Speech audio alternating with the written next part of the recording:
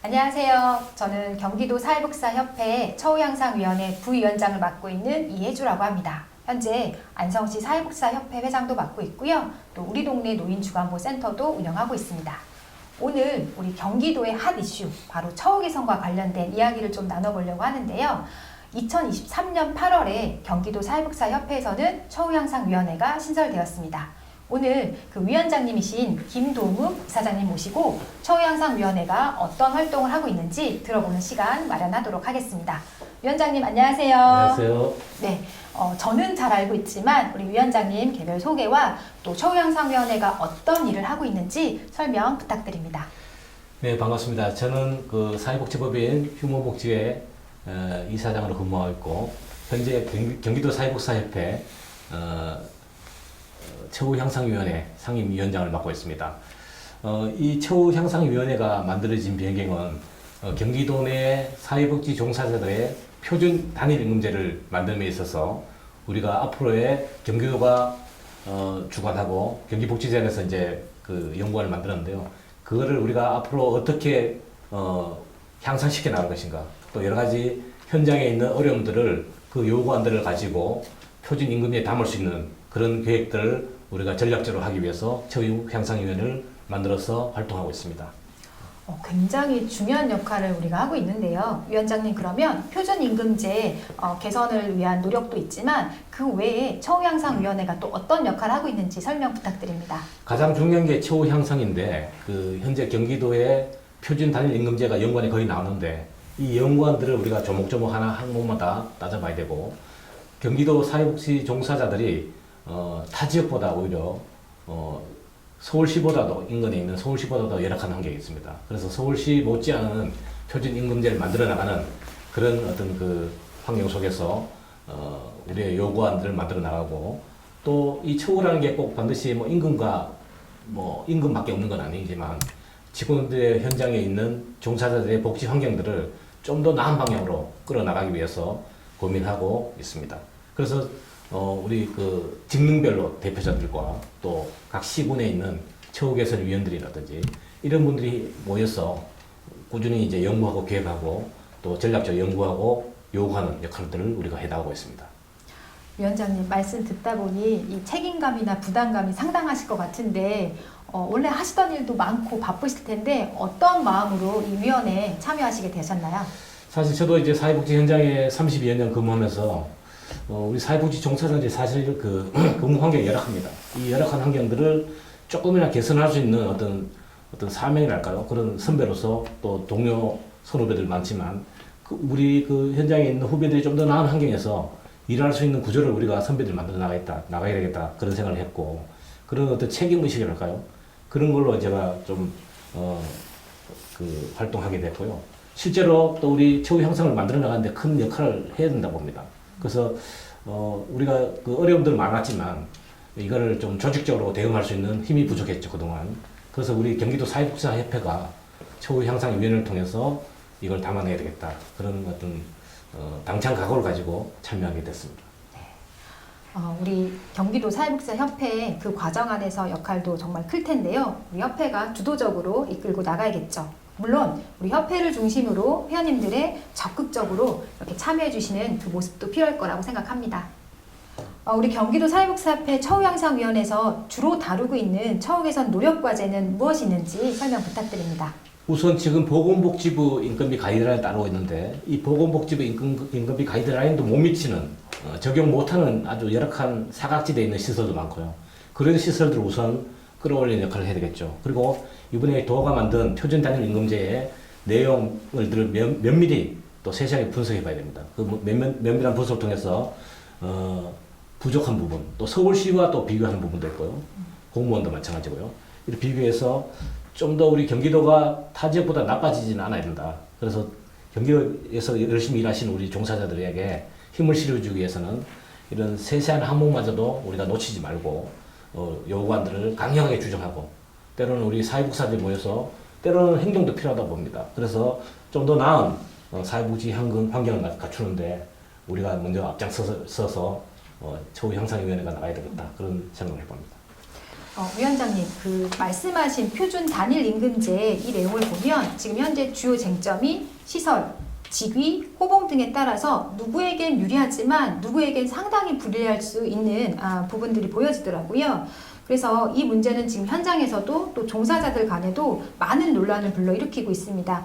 이에 대해서 우리 위원장님 어떤 생각을 갖고 계실까요?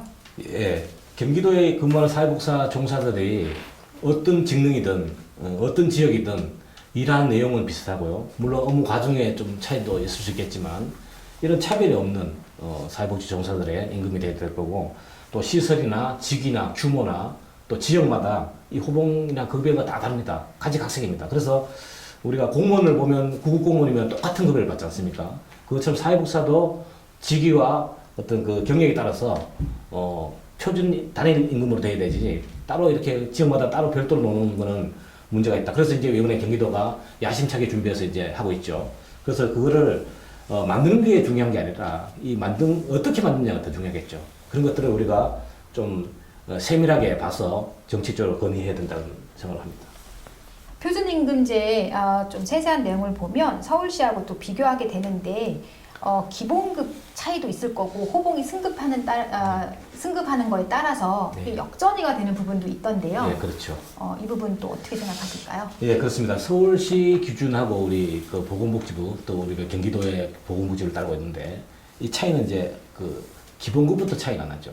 예, 사회복사 1호봉부터 7호봉까지는 6호봉까지는 서울시가 좀 월등히 높고 또 7호봉부터는 또 경기도가 좀 높은 경향이 있는데 실무자들은 사실은 초봉 1호봉에서 5호봉 사이에 많이 배치되어 있죠. 그런 부분에서 서울시하고 비교했을 때 좀 차이가 좀 나는데 그런 부분들을 좀 줄이는 작업도 필요하고요. 또 복수직급제라고 우리가 서울시는 하고 있는데 경기도도 그렇게 가고자 하는 거죠. 그래서 이거를 지금 기존대로 현행 놔두면 오히려 처우가 더 잘 될 건데 오히려 이걸 직급을 나누음으로 인해서 처우가 더 떨어지는 직군도 있다는 거죠. 그런 부분을 우리가 좀 캐치해서 이거를 좀 보완할 수 있는 현장의 소리를 듣고 60개 직능단체 또 뭐 31개 시군에 있는 종사자들 만나는 작업을 통해서 그 부분들을 보완할 수 있는 그런 노력을 우리가 해야 될 거라 생각합니다.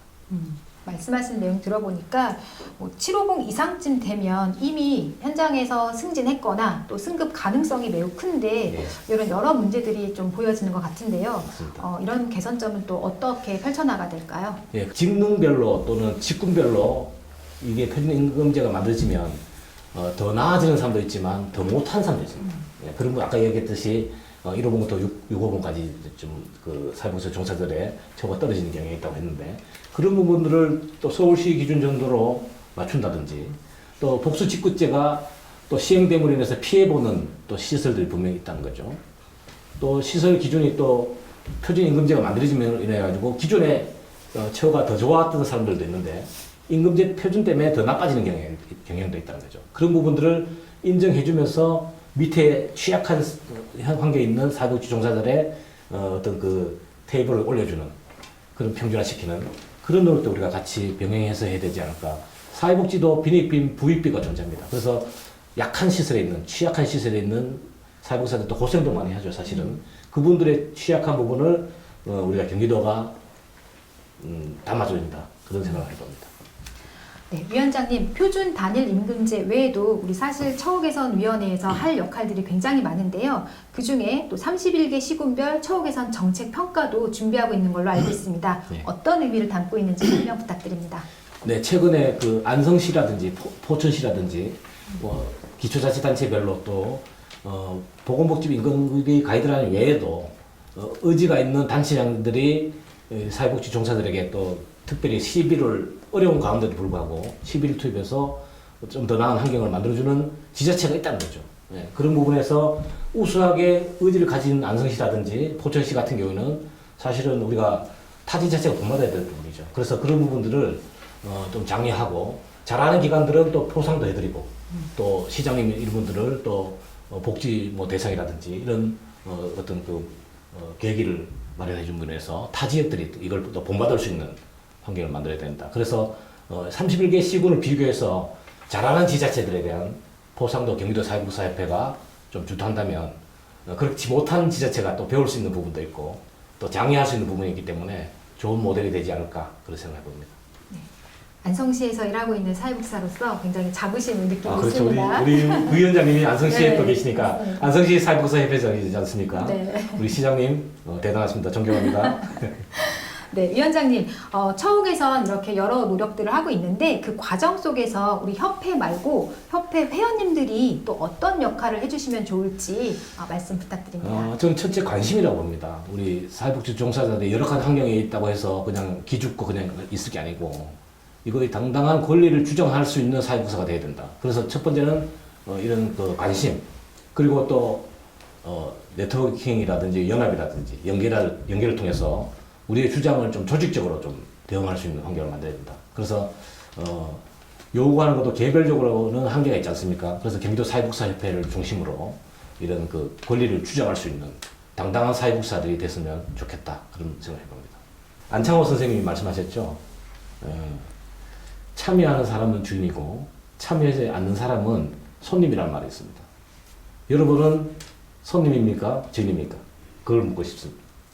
당연히 주인이죠. 네. 저는 말하지 않으면 알 수 없고요. 또 참여하지 않으면 우리가 변화를 만들어낼 수 없다고 생각합니다. 그 과정 안에 우리 경기도 사회복지사협회 처우개선위원회가 앞장설 거고요. 또 우리 회원님들도 한 마음으로 모아주신다면 분명히 우리 처우개선이 나아질 거라는 기대 갖고 있습니다.